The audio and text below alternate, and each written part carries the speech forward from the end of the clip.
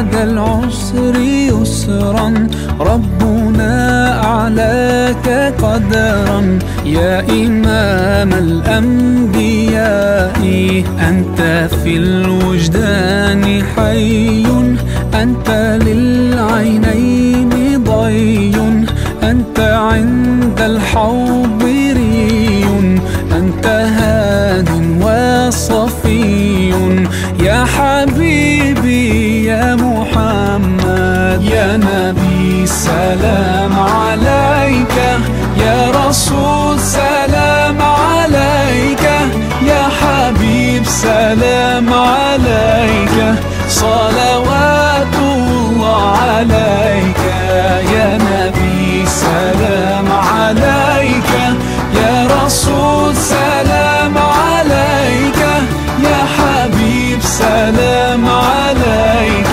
صلوات الله عليك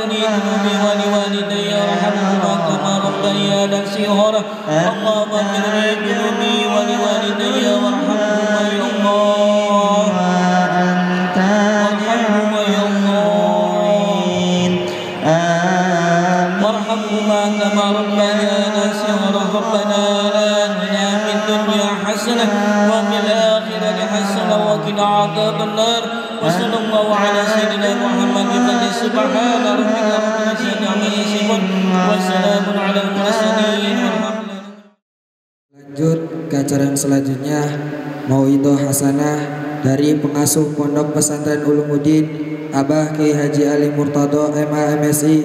Waktu dan tempat kami persilahkan dengan segala hormat. Alhamdulillahirabbil alamin, wassalatu wassalamu ala asrofil anbiya wal mursalin wa ala alihi wa ashabihi ajma'in. Allahumma sholli ala sayyidina Muhammad wa ala ali sayyidina Muhammad. Amma ba'du. Yang saya hormati para wali santri yang sempat hadir pada pagi hari ini, para asatidah, adik-adik, anak-anakku, para santri yang sangat saya banggakan. Alhamdulillah wa syukurillah, pagi hari ini kita semua bisa berkumpul di tempat yang berbahagia ini tentu tidak lain niat untuk menguatkan anak-anak kita yang sedang belajar, memberikan semangat, memberikan motivasi. Mudah-mudahan pertemuan ini menjadi pertemuan yang penuh berkah. Amin ya rabbal alamin.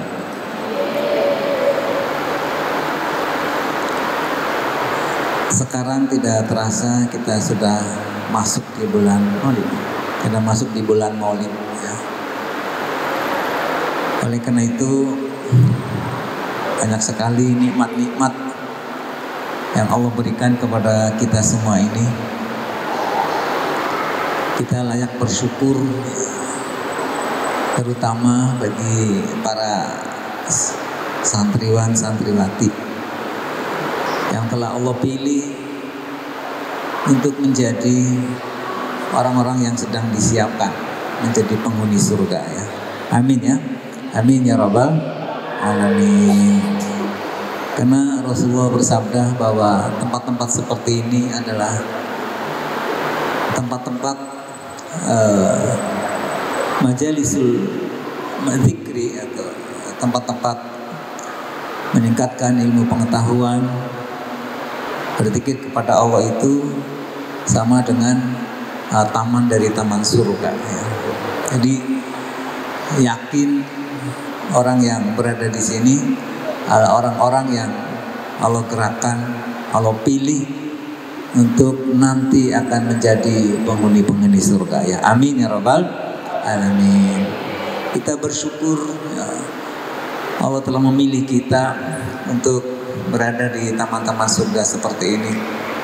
Banyak saudara-saudara kita yang berada di luar tidak jelas ya.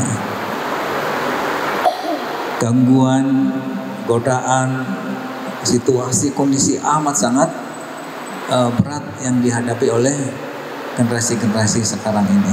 Kita bersyukur berada di tempat yang Allah berikan label sebagai taman dari taman-taman surga ya.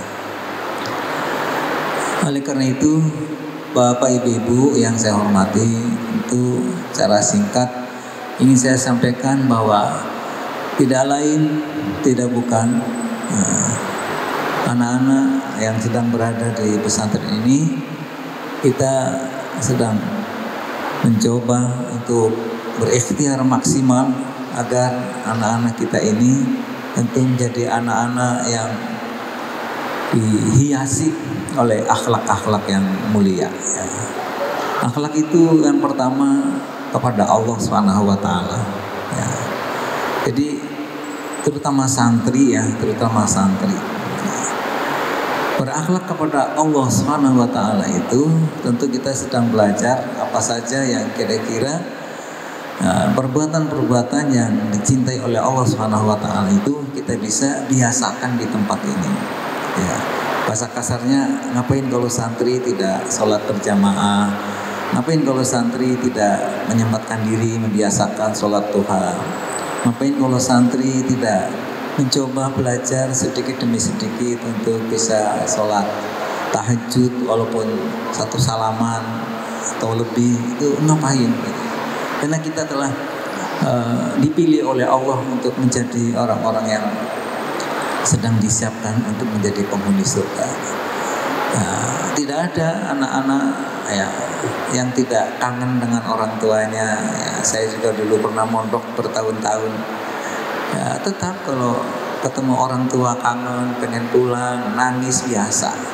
Tetapi godaan-godaan itu harus kita sisihkan, karena kita kalau tidak suka pada tempat-tempat teman-teman surga ini, saya khawatir ya, khawatir kalau anak-anak ini nanti tidak suka dengan surga itu sendiri ya. Jadi sekali lagi kita harus bersyukur berada di tempat yang mulia ini.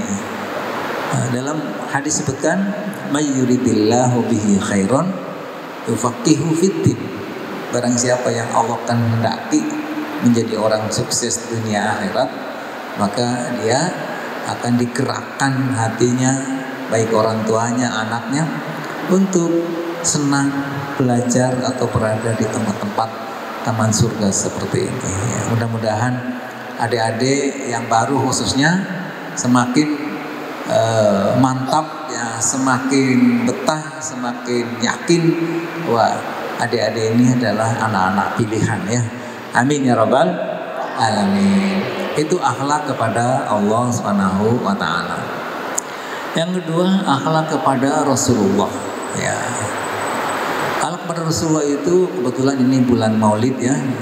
Tentu kita sebanyak mungkin membaca, mempelajari sejarah Rasulullah SAW yang akhirnya timbul rasa kecintaan kita kepada baginda Rasulullah SAW. Dengan apa? Dengan tidak bosan-bosannya membaca sholawat kepada beliau. Karena Rasulullah bersabda, orang yang paling kikir itu Paling kikir di dunia yaitu orang yang ketika Rasulullah disebut dia tidak membaca sholawat. Jadi kita tidak mau dicap oleh Allah sebagai orang yang paling kikir di dunia. Sholawat itu disebutkan akan membawa kita dari kegelapan menjadi terang benderang, atau dari kesulitan menjadi kesuksesan. Nah, seperti dalam Al-Quran disebutkan huwa alladzi yusalli 'alaikum wa malaikatuhu liyukhrijakum minadh-dhulumati ilal nur. Jadi selawat itu akan menyebabkan kesuksesan. Selawat itu akan menyebabkan kesulitan menjadi kebahagiaan. Selawat itu akan menyebabkan pintu-pintu keberkahan yang amat sangat luas. Bahkan di hadis yang lain disebutkan, barang siapa yang membaca selawat 1 kali, Rasulullah akan menjawabnya 10 kali. Jadi kalaupun 1 kali saja, ya, karena ini yang balas Allah Subhanahu wa taala, maka tidak terkira besarnya, tidak terkira agungnya. Oleh karena itu kita harus berakhlak kepada Rasulullah, yaitu dengan tidak bosan-bosannya bersolawat, karena bersolawat itu bukan sekedar pahala yang tadi dijanjikan Rasulullah, tetapi solawat ini dalam Al-Quran disebutkan menjamin orang yang bersalawat kepada Rasulullah akan diberikan jalan keluar, ya, dari kesulitan menjadi kebahagiaan, dari kemiskinan menjadi kekayaan, ya, dari kesedihan menjadi kegembiraan, semua yang baik-baik. Liyukhrijakum minadh-dhulumati ilan nur, ya, yang telah merubah atau memindahkan kalian semua dari kegelapan menjadi terang benderang. Saya pernah mendengar para ulama mengatakan minimal orang itu 1 hari tidak boleh kurang baca sholawat 100 kali. Ya. Insya Allah akan Allah berikan kemudahan-kemudahan. Ya. Jadi ada yang lagi pesantren itu jangan lupa, ya, membaca sholawat. Karena kalau kita membiasakan jalan dari sini sampai asrama, mungkin sudah 100 kali. Ya. Kalau bisa tidak kurang 1 hari 1 malam 300 kali. Para ulama menjamin barang siapa yang membaca sholawat sehari semalam 300 kali pasti akan dijamin liyukhrijakum minadh-dhulumati ilan nur. Kita kadang-kadang cuma mengeluhnya doang, saya kok begini ya, tapi kita tidak pernah berusaha, ya. Jadi sekali lagi adik-adik, kita berakhlak kepada Rasulullah. Ini khususnya bulan Maulid ini kita memulai, jangan kurang membaca sholawat sehari minimal 100 kali. Syukur-syukur bisa 300 kali. Ya. Amin ya. Bismillah ya. Sholli ala Sayyidina Muhammad. Jadi itu berakhlak kepada baginda Rasulullah Sallallahu Alaihi Wasallam. Ya. Ini semua ya untuk kita, untuk para wali santri, ya, harus selalu membaca sholawat kepada baginda Rasulullah Sallallahu Alaihi Wasallam. Ya. Wah, faedahnya luar biasa. Ya. Tidak harus kita jelaskan di sini, pokoknya luar biasa. Faedahnya membaca sholawat ini. Yang ketiga, kita harus berakhlak kepada para guru. Ya, kalau pengen jadi orang yang bermanfaat harus punya akhlak kepada guru. Akhlak kepada guru ini ya, akan menjadi salah satu tonggak keberhasilan seseorang. Sepinter apapun orang, ya, kalau kepada gurunya tidak hormat, pasti Allah akan cabut keberkahan ilmunya. Gitu. Jadi ini amalnya orang-orang terdahulu. Ya. Dulu Imam Ahmad itu ketika kenal dengan Imam Syafi'i, Imam Ahmad itu muridnya Imam Syafi'i. Ya. Kata dia, demi Allah, sejak saya kenal dengan guru saya Imam Syafi'i, saya tidak pernah satu hari tidak mendoakan Imam Syafi'i. Ini namanya berakhlak dengan guru, ya. Anaknya kiai-kiai besar ketika pesantren, oleh kiainya nggak boleh ngaji dulu, dia harus diajari berkhidmah, ya. Ya kadang suruh ke sawah, kadang suruh ngurusi binatang ternaknya, baru ketika dia sudah hilang kesombongannya, saya anaknya ini, baru dia disuruh ngaji kepada gurunya. Jadi sekali lagi, harus santri itu harus punya jiwa khidmah. Khidmah itu peduli, capek-capek aja selamat dewek baik, ya gitu. Bahasa kasarnya nggak apa-apa, ada sampah dipungut, ada ini, kebaikan akan kembali kepada yang melakukannya, ya. Kenapa? Karena kita belajar akan menjadi orang yang berkorban di masyarakat. Kalau tidak ada kepedulian, tidak ada cawe-cawe, tidak ada ingin khidmah, ya, baik kepada lingkungan, cawe-cawe kepada teman, kepada guru, kepada apa, tidak mungkin dia akan menjadi penerus baginda Rasulullah SAW. Karena menjadi penerus baginda Rasulullah ini banyak korbannya, peduli kepada sesama, peduli kepada lingkungan, peduli kepada yang lainnya, gitu. Kalau para santri tidak dididik berkhidmah, maka kering, ya. Contoh umpamanya begini, ada 100 santri, tapi yang 10 ini dia punya cawe-cawe, punya ini, bantu ini, bangunkan temannya ke masjid untuk sholat, ngajak untuk ngaji, peduli, ya. Yang 10, tapi yang 90 tidak. Saya jamin ini yang 10 ini nanti yang akan menjadi penerus baginda Rasulullah SAW. Kan udah dilatih bagaimana orang itu harus berkhidmah, ya. Tidak kayak sekolah-sekolah umum, artinya yang sudah selesai bubar, tidak ada kaitan dengan guru, tidak ada kaitan dengan alma mater, tidak ada kaitan dengan ilmu pengetahuan. Nah, ini namanya kalau di ilmu pesantren ini namanya tidak hormat pada guru, diantaranya tidak ada hati untuk berkhidmah. Ya, kalau kita cerita ulama-ulama jadul waktu belajar, ya masya Allah, ya, bagaimana para ulama-ulama besar itu berkhidmah kepada gurunya, ya. Ini harus kita sampaikan karena kita ingin semua anak-anakku ini jadi orang-orang yang warasatul anbiya, ya, menjadi orang-orang yang terus akan mengembangkan kebaikan-kebaikan di tengah masyarakat. Nanti yang untung siapa? Yang untung kita semua. Kita untung, orang tua untung, yang bersangkutan untung, gitu, ya. Karena anak yang seperti ini, anak yang insya Allah akan bisa menyangking bapak ibunya sampai ke pintu surga. Ya, kalau anak yang tidak seperti ini, nggak mungkin bisa menyangking orang tuanya sampai ke pintu surga. Karena ciri khas, ya, pengabdian Rasulullah tidak dibiasakan ketika mulai di pesantren. Jadi saya sering menyampaikan kepada anak-anak berulang-ulang bahwa ini, cawe-cawe ini, peduli ini, itu kalau bahasa agamanya Allah telah memberikan hikmah. Di Al-Quran disebutkan wa may yu'tal hikmata waqad utiya khairon katsira. Barang siapa diberi hikmah, diberi hati yang selalu hidup, akan diberikan kebaikan yang tidak terhingga. Ya, adik-adik mungkin tidak lupa, ya, sering sampaikan saya berulang-ulang karena ini nyata, ya. Dulu saya sampaikan Abdullah bin Abbas masih umur sebelum balik, ya, itu dia ikut nginep di bibinya, ya, namanya Lubabah Al-Kubra. Lubabah Al-Kubra itu ikut nginep sama bibinya namanya Maimunah. Maimunah ini menjadi istrinya baginda Rasul.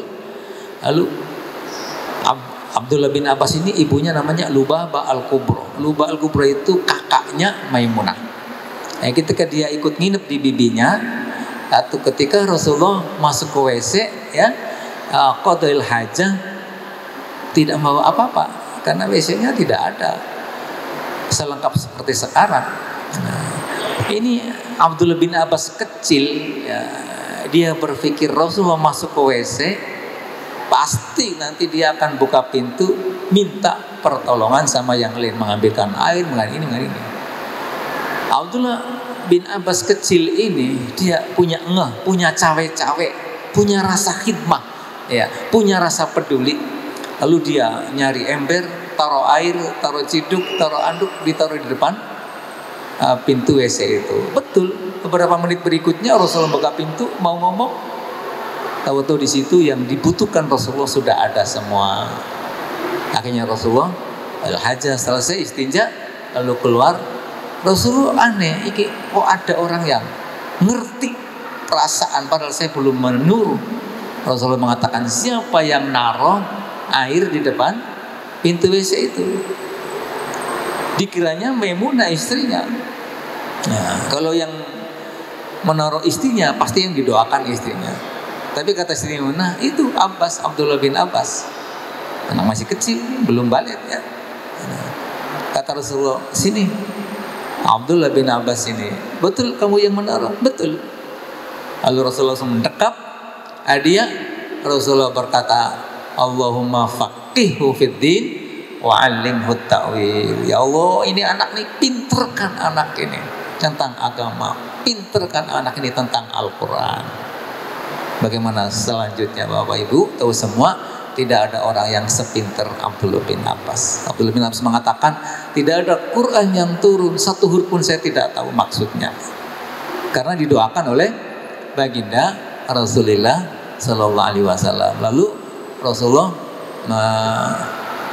melantunkan sebuah ayat, wa mayyu'tal hikmata faqad utiya khairun katsira. Barang siapa yang punya hatinya hidup, peduli, cawe-cawe, ingin berkhidmah kepada teman, kepada guru, kepada orang tua, itu nanti keberkahannya datang.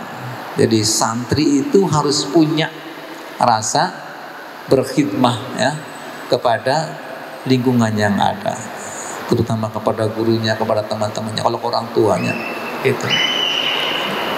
Kalau bahasanya berkhidmah itu cawe-cawe ya, gitu, cawe-cawe. Gitu. Ada sampah numpuk, tuh sampah kamu yang ayo kita bersihkan. Ada anak yang tidak mau belajar, misalnya diajak. Ada orang yang waktunya belajar main ditegur, itu namanya cawe-cawe.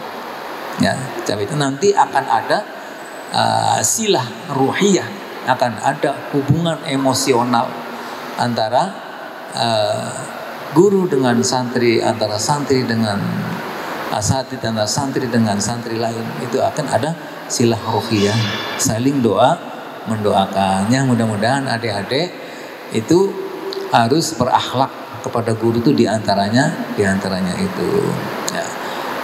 Termasuk tadi berakhlak kepada teman-temannya ya gitu. Kadang-kadang kalau dulu saya mondok itu ya makannya bareng-bareng. Ini sering teman kita itu kalau makan bareng-bareng mau habis pergi duluan karena dia takut membersihkan. Ini sebenarnya dia tidak punya rasa ya, tidak punya rasa. Harusnya kita itu apa ya istilahnya kan, ulu-uluan kari karena nanti yang membersihkan. Nah, itu namanya punya rasa peduli kepada lingkungan, punya cawe-cawe, punya apa begitu. Nanti kalau anak ini sudah biasa begini, insya Allah nanti kalau dia berkeluarga pasti menjadi keluarga yang harmonis.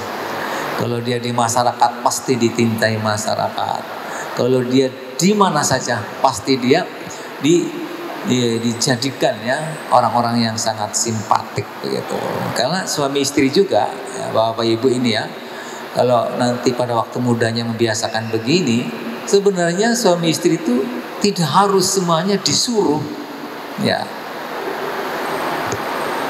Ibu itu atau istri itu tahu, oh suami itu kayaknya lagi pengen kimkeh, ya nggak usah. Memangnya suaminya pengen masuk kamar rabi ini dan dibeli weru ini, kalau tidak biasa kan. Dan sebaliknya, Rasulullah dengan Siti Aisyah itu kata Rasulullah, saya tahu dari wajahmu Sebelum kamu ngomong saya tahu kamu pengen apa.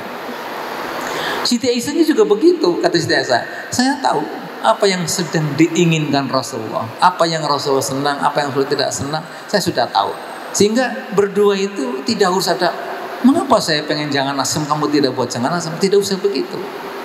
Itu namanya keberkahan rasa kepedulian kepada sesama, dan itu tidak mungkin datang tiba-tiba, harus dibiasakan terus menerus.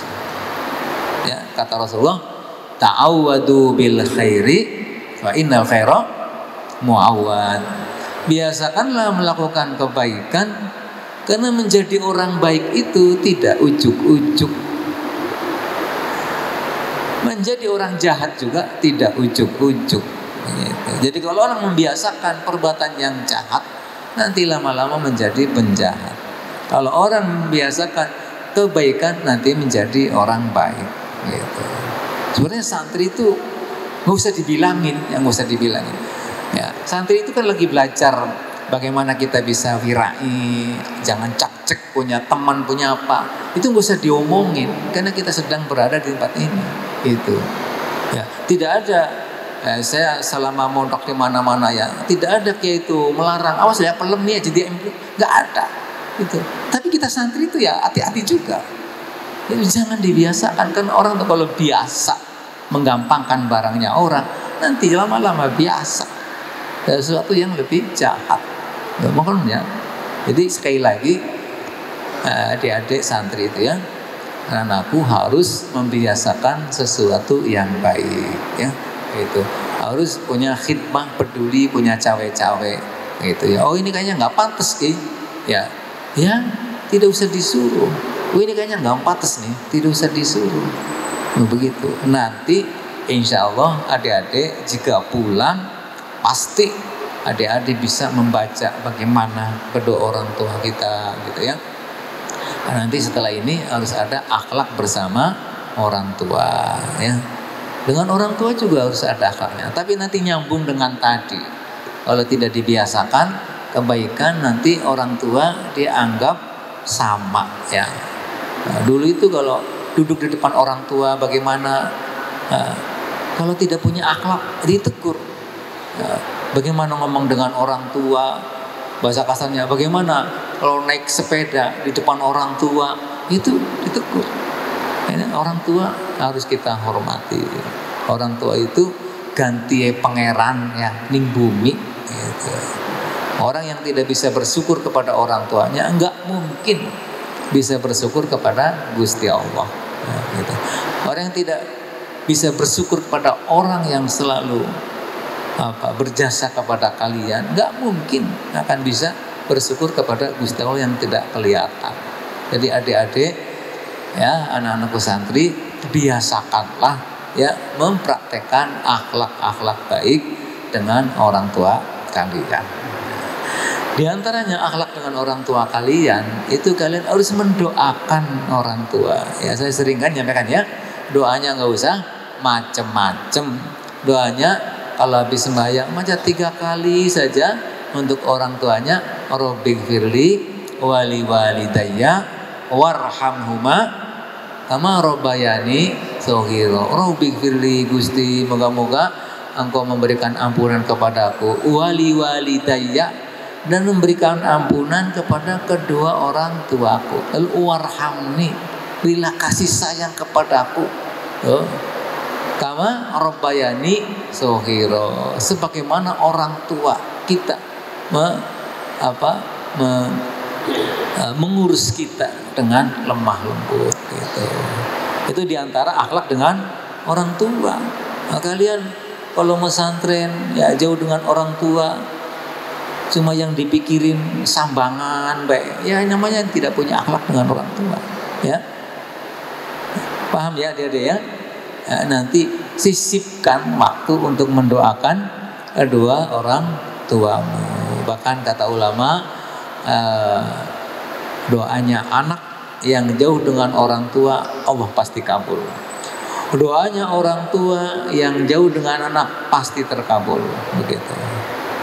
Jadi anak-anak itu kalau habis sholat sempatkan nanti ketika pas di warhamhuma, kata-kata warhamhuma, Allah berikanlah kasih sayang kepada kedua orang tuaku. Nah, ya, adik-adik santri membayangkan wajahnya kedua orang tuamu, merem membayangkan warham Gusti, melasa ganing wong tua kita Gusti. Lu kalau bahasa Jawanya makotan, berilah kasih sayang kepada kedua orang tua Gusti. Itu nanti kalau Allah udah ngabulkan, kalau Allah beri kesayangan pada kedua orang tua, semuanya menjadi mudah, nggak ada masalah. Orang kesulitan masalah rezeki, mudah Allah sudah kasih sayang. Allah umpamanya ada keluarga yang ditimpa penyakit, Allah akan pasti angkat, karena Allah memberikan kasih sayang kepada dua orang tua kalian berdasarkan doa kalian semua, ya gitu ya. Bagaimana yang sudah meninggal, ya kan doanya mengatakan ampuni kedua orang tuaku, berilah kasih sayang. Nanti kalau di akhirat, di kuburan, bagaimana Allah beri kasih sayang? Tentu nanti siksanya dicabut, ya, kuburannya diluaskan, ya, kegelapannya diganti dengan terang benderang, ya. Pokoknya kata hadis kala arus seperti seorang yang sedang mimpi menjadi pengantin baru. Jadi orang-orang tua kita yang sudah wafat, kita doakan nanti diberi kasih sayang dalam kuburnya. Masya Allah, itu luar biasa faedahnya, ya. Jadi adik-adik jangan medit, ya, aja sing diarepaken bestelane wae, doanya nggak pernah. Ini namanya anak tidak baik, ya, nggak boleh begitu. Jadi mungkin ini bulit, ya, tahu bulit ya, menang sendiri, nggak boleh begitu, ya. Jadi kalian harus menyempatkan diri selalu mendoakan kedua orang tuanya, ya begitu. Saya tahadus bin nikmah, ya, saya yatim, ya, orang tua sudah meninggal semua, tidak pernah tidak ingat kepada orang tua, ya. Dalam sehariannya selalu saya doakan Allahumma ighfir li abi wa ummi, Gusti moga-moga pangapura orang tua aku lah, gitu. Itu tanda-tandanya anak yang soleh. Karena anak yang soleh itu bukan pinter tandanya, bukan kaya, bukan. Anak soleh itu semakin banyak mendoakan orang tuanya, semakin dikatakan soleh menurut agama, gitu. Udah sing dudu sing emangnya yang kalau ngirim baik, bukan. Yang mendoakan kebaikan kepada kedua orang tuanya itu yang dinamakan anak soleh. Karena di hadis sebutkan idza mata ibnu Adam, maka anak Adam wis mati, ing qata amaluhu, amale pegot kabeh, illa min salasin, kejaba telung perkara. Sedekatin jariyatin, pertama sedekah jariyah, ilmin yuntafa'u bihi, sing kaping loro ilmu sing bermanfaat, lalu yang ketiga awaladin solihin, atau anak soleh. Apa terusnya? Yad'ulahu, sing gelem doakna wong tuane. Loh. Jadi definisi anak soleh sih sing gelem doakna wong tuane. Loh. Saya yakin anak-anak yang mau mendoakan kedua orang tuanya itu, ya, di antaranya anak-anak yang sedang berada di pesantren. Saya nggak yakin kalau anak-anak yang sibuk saben hari khusus begini-gini, mungkin orang kelingan dong orang tuanya gitu. Karena dalam beberapa bukti, ya, banyak orang-orang besar sukses anaknya di sekolah di Amerika, dokter kabeh, barang tua nyesel, pengen dia anak sing bisa ngaji gelem dohana, masalah. Contoh sing paling jelas Habibie di akhir hayatnya menyesal, mengapa saya mengejar ini. Ternyata di akhir hayat itu yang penting pangapurane Gusti Allah. Habibie kurang apa? Orang paling pintar di dunia, ya, begitu. Sekali lagi, ya adik-adik, ya, berakhlak kepada kedua orang tua kalian, ya. Tadi disinggung juga berhak kepada sesama, gitu, ya. Sekali lagi, yang paling penting itu kita harus punya kepedulian. Jadi jangan salahkan kalau orang tua itu sebenarnya nggak boleh juga jadi provokator, ya, gitu. Kadang-kadang ngegongi laporan anak sing enggak, ya, gitu, ya. Karena Karena dalam sejarah disebutkan orang mau mencari ilmu itu sebenarnya itu contoh gini ya. Nabi Musa itu kurang apa ya? Nabi Musa itu satu-satunya nabi yang paling berani. Bahkan ketika Nabi Muhammad Isra Mi'raj mau protes nih Gusti Allah, nggak ada.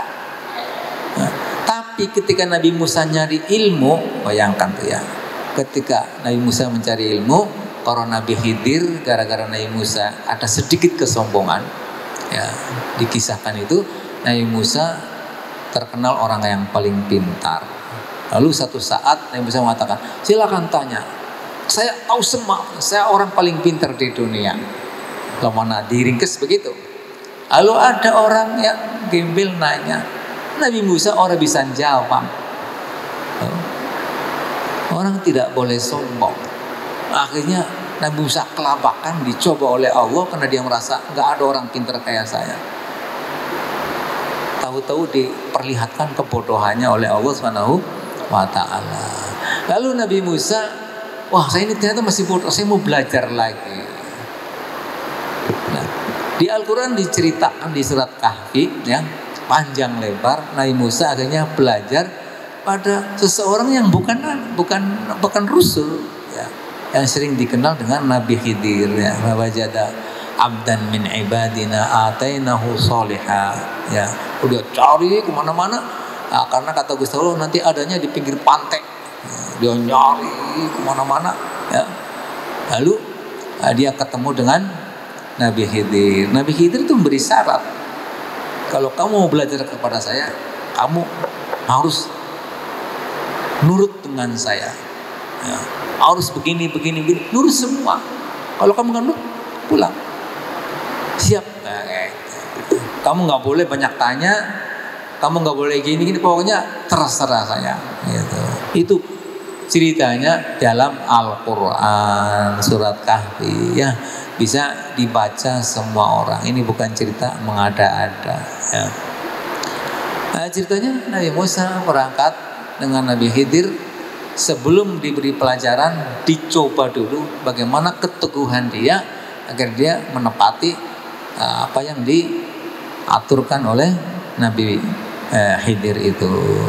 Ketika di jalan ya, Nabi Musa bertemu dengan selat ya. Dia mau menyeberang harus naik perahu seperti kalau kita dari Surabaya ke Madura begitu.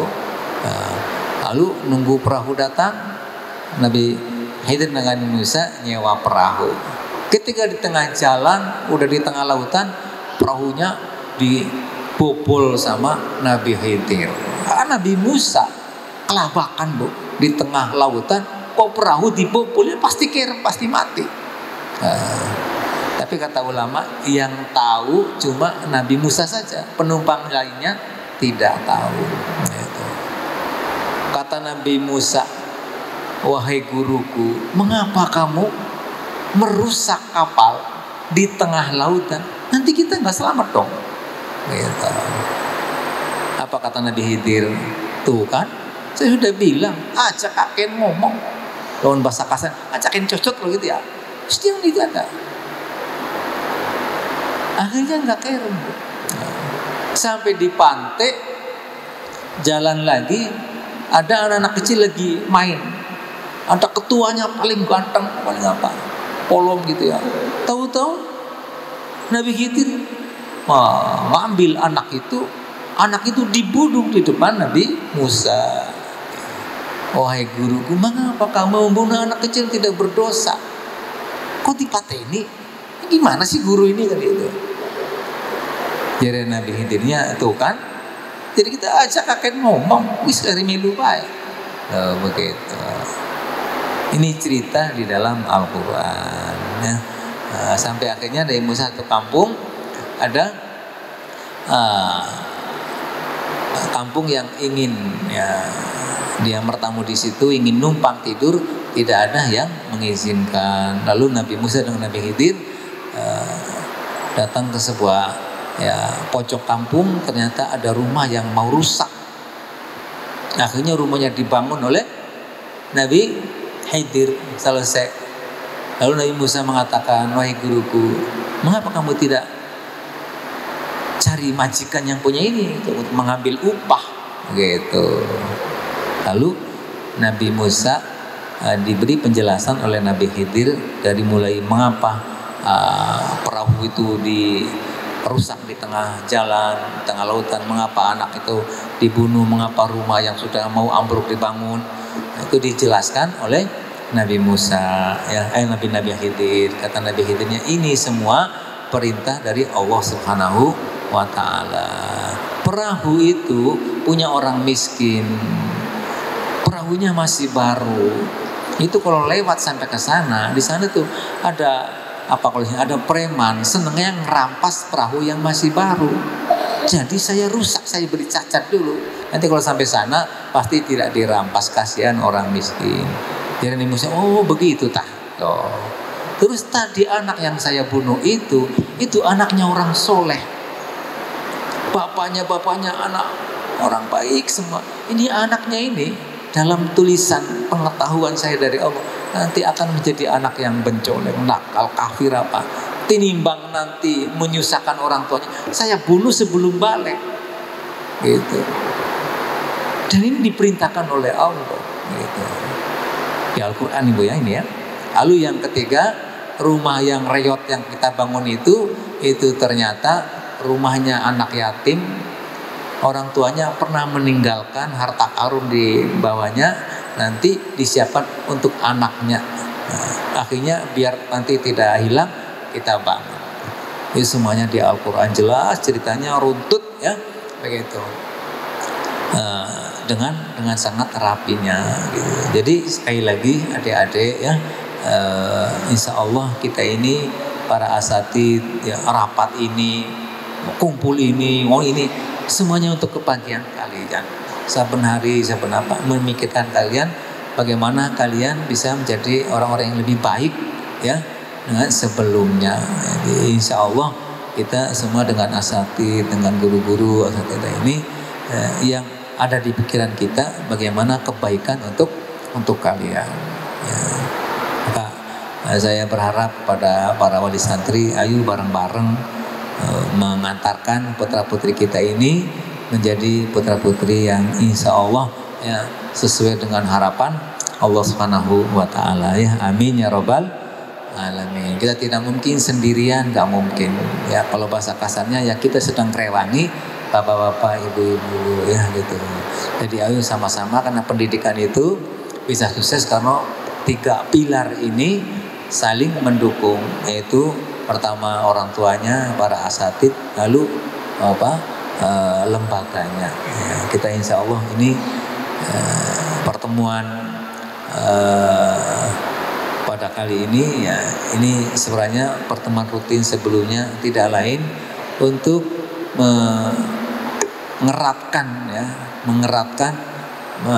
menguatkan tali silaturahim kita. Tujuannya agar anak-anak kita, putra-putri kita ini menjadi putra-putri yang tentu ya sukses dunia akhirat, membawakan kita semua bangga, pondok kita bangga, orang tua bangga, masyarakat bangga punya santri-santri yang ada di sini ini. Saya kira itu yang perlu saya sampaikan. Mudah-mudahan Allah Subhanahu wa Ta'ala memberikan kekuatan kepada kita semua, memberikan kesabaran kepada kita semua, dan mudah-mudahan Allah memudahkan kita semua, orang-orang tua kalian, mudah-mudahan dimudahkan urusan rizkinya ya, diberi rizki yang berlimpah, tidak susah payah, sehingga adik-adik lancar untuk mencari ilmu. Kami yang ada di sini mudah-mudahan minta doa para wali santri, para santri, mudah-mudahan selalu dalam bimbingan Allah, sabar, beri kesehatan, dan mudah-mudahan selalu istiqomah ya menjalankan misi yang sangat mulia ini. Ya, amin ya Rabbal alamin. Ya, terakhir tentu minta masukan, minta maaf kalau seandainya ada sana sini masih kurang ya. Karena ayo kita bareng-bareng kita lengkapi ya, karena mengembangkan agama, mengembangkan itu tidak tidak cukup sendirian ya, tidak bisa sendirian. Kita semua berkewajiban untuk saling menyebarkan kebaikan ya. Jadi kalau ada anak-anak yang tidak betah di pondok, diberi support ya, diberi support, jangan sampai lepas ya tadi dari pilihan-pilihan Allah itu ya. Kita udah dipilih lalu kita tidak suka ya, naudzubillah ya. Mudah-mudahan adik-adik yang ada di sini ya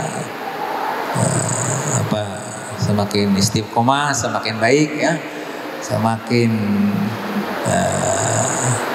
ada perubahan-perubahan ya, terutama